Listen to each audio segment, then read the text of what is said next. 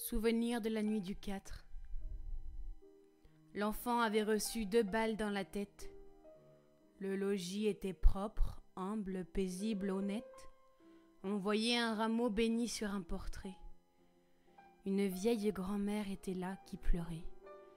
Nous le déshabillions en silence. Sa bouche, pâle, s'ouvrait. La mort noyait son œil farouche. Ses bras pendants semblaient demander des appuis. Il avait dans sa poche une toupie en buis. On pouvait mettre un doigt dans les trous de ses plaies. Avez-vous vu saigner la mûre dans les haies ? Son crâne était ouvert comme un bois qui se fend.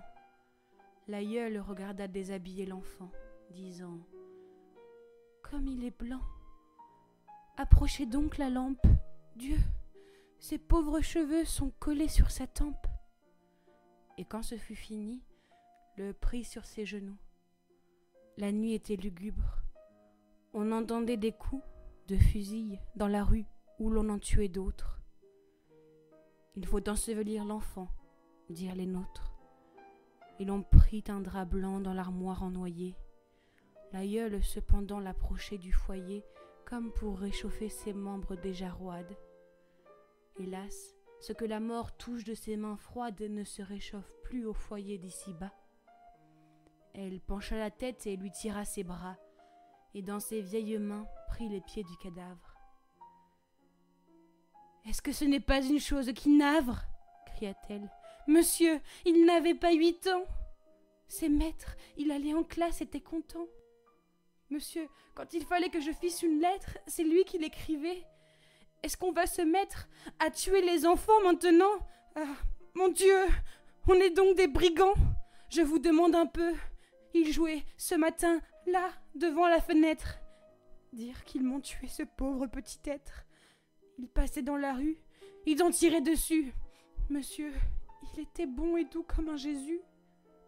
Moi, je suis vieille, il est tout simple que je parte. Cela n'aurait rien fait à Monsieur Bonaparte de me tuer au lieu de tuer mon enfant. » Elle s'interrompit, les sanglots l'étouffant, puis elle dit, et tous pleuraient auprès de l'aïeul, « Que vais-je devenir à présent, toute seule ?